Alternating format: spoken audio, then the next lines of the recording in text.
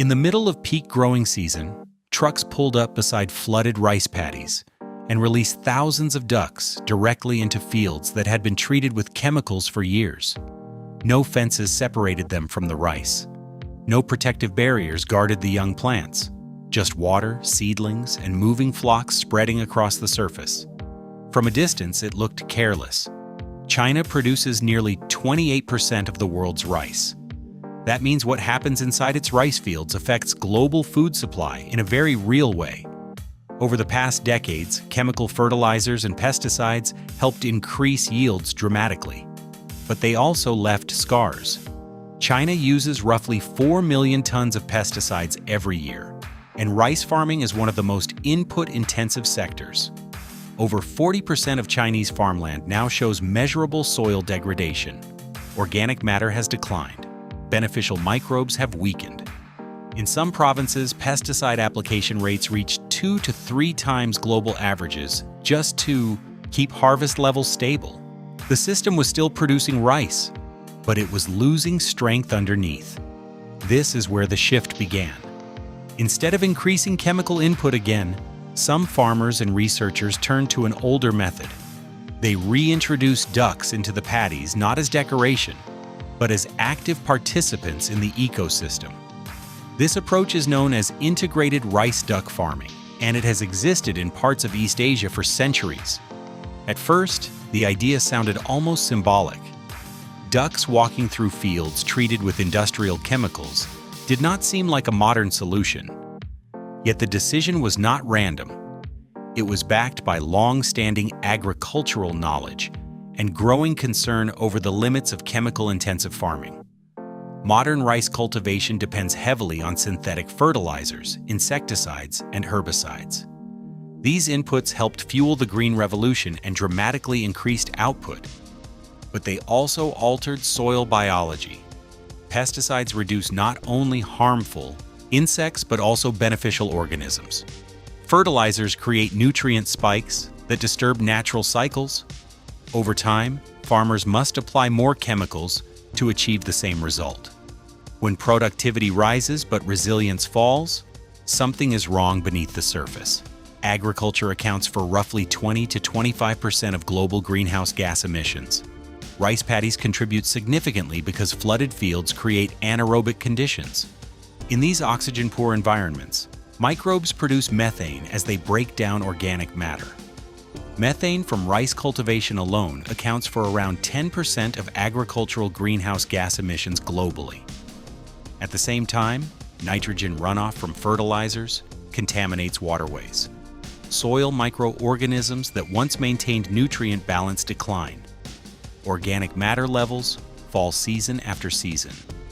What appears efficient from above often hides imbalance below. More than half of the world's population depends on rice as a staple food. If rice ecosystems weaken, the consequences ripple across entire regions. That context makes the duck release more than a local experiment. It was a response to a system under pressure. The rice duck model itself is not new. Historical records show it has been practiced in China and Japan for over 600 years. Farmers would introduce ducks into paddies about 2 to 3 weeks after transplanting rice seedlings. By that time, the stems were strong enough to tolerate movement in shallow water. Timing is critical. If ducks enter too early, fragile seedlings can bend or break. If introduced too late, pests and weeds may already be established. Research indicates optimal duck density ranges from about 150 to 300 ducks per hectare. Fewer birds produce limited biological impact. Too many can cloud the water excessively and stress the plants. The system depends on balance, not volume. Once inside the fields, the ducks do what they naturally do. They forage. Brown plant hoppers, stem borers, leaf hoppers, mosquito larvae, and various aquatic insects become immediate targets. These are the same pests farmers typically control with chemical sprays. Within weeks, pest populations in monitored rice duck systems have been observed to decline significantly. In some studies, pesticide use dropped by 50 to 70% compared to conventional fields. The reduction is not a one-time event. Continuous movement disrupts pest life cycles before they reach outbreak levels. What looked chaotic was actually biological control in motion. Weeds face similar pressure. Ducks consume young weed shoots, such as barnyard grass and duckweed, which compete directly with rice for nutrients and sunlight. Their movement also disturbs weed roots before they can form dense mats. As a result, herbicide dependence decreases. But pest and weed control are only part of the transformation. As ducks move through the flooded paddies, they constantly stir the top layer of soil. This agitation introduces oxygen into the shallow water and upper soil surface. Oxygen reduces anaerobic conditions, which in turn suppress methane-producing microbes. Field research has recorded methane emission reductions of roughly 20 to 30% in rice duck systems, compared to chemical-intensive paddies. At the same time, duck droppings distribute organic nutrients evenly across the field. Unlike synthetic fertilizers that deliver nutrients in concentrated doses, duck manure releases nitrogen and organic matter gradually. This steady nutrient flow improves soil structure and microbial activity. Studies have shown that integrated rice duck farming can increase grain yield by up to 15 to 20% compared to monoculture systems without ducks. Improved phosphorus availability and enhanced microbial processes contribute to this gain. The field does not simply survive with fewer chemicals. It often performs better. Beneath the waterline, the system begins to repair itself. Soil organic matter improves. Beneficial microbes recover. The need for chemical correction decreases. Instead of forcing the ecosystem with synthetic input, the biological interactions start doing part of the work. The transformation does not happen instantly. It unfolds over a growing season, but the shift is measurable. Lower pesticide bills, reduced fertilizer use, stabilized yields, lower methane emissions. Thousands of ducks moving through chemical rice fields were not a symbolic gesture. They were a functional intervention grounded in long-term agricultural practice and supported by modern research. The decision was not about rejecting technology. It was about restoring interaction within a system that had become chemically dependent. And the results were not theoretical. As the season progressed, the results became visible in ways farmers did not initially expect. Water clarity improved. In many conventional paddies, heavy fertilizer use encourages algae growth and creates a murky surface layer. In rice duck systems, the constant movement of ducks disrupts excessive algae buildup. Oxygen levels increase. The smell associated with stagnant anaerobic conditions gradually fades. Small signs begin to appear first. Dragonflies return. Frogs reappear along the edges of paddies. Small fish are spotted moving through channels that had previously felt lifeless. These are not dramatic changes. They are indicators that biodiversity is rebuilding. The rice field starts functioning as a living system again, rather than a single output production surface. The recovery was ecological before it was economic. But the economic shift followed quickly. When pesticide use falls by 50 to 70% and fertilizer requirements decline by 20 to 40%, cost structures change immediately. For many smallholder farmers, input costs represent a large share of total production expenses. Reducing chemical purchases directly improves margins. In some monitored regions, total input cost per hectare dropped significantly in the first growing season. This reduction does not depend on market fluctuations. It comes from spending less money up front. At the same time, rice grown under rice duck systems is often classified as ecological or low-chemical rice. In urban Asian markets where food safety concerns are high, that label carries value. Studies and agricultural reports indicate such rice can command 10 to 30% higher prices compared to conventionally grown grain. Lower costs combined with premium pricing shift the income equation. The ducks were not just saving soil, they were changing farm economics. There is another dimension to the model that strengthens its financial impact. The ducks themselves become a secondary product. Raised in open paddies with natural feed sources, they grow with reduced reliance on commercial feed and minimal antibiotic intervention.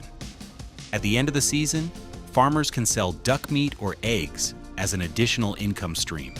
This diversification spreads risk. If rice prices fall, duck sales provide partial protection. If duck prices fluctuate, rice remains the primary crop. The land produces two outputs from the same space without requiring separate infrastructure. In some cases, revenue from ducks offsets a large portion of rice production costs entirely. An ecological method transforms into a dual income system, but the long-term environmental implications may be even more significant. Methane reduction in rice duck systems is not a minor detail. Methane is a greenhouse gas far more potent than carbon dioxide over shorter periods. Flooded rice paddies naturally produce methane under oxygen-poor conditions. By stirring water and introducing oxygen into the upper soil layer, ducks disrupt methane-producing bacteria. Field studies comparing integrated systems to conventional paddies have recorded 20 to 30% reductions in methane emissions. When applied across large rice-growing regions, even partial adoption could contribute meaningfully to agricultural emission reduction targets. This is not a theoretical environmental claim. It is a measurable climate impact. The system was reducing emissions while maintaining yields. As soil health improves, organic matter increases gradually. Improved structure reduces compaction. Root systems penetrate deeper. Nutrient retention becomes more efficient. Instead of applying increasing fertilizer doses each season to compensate for declining soil performance, the ecosystem begins to stabilize. This is the principle behind regenerative agriculture.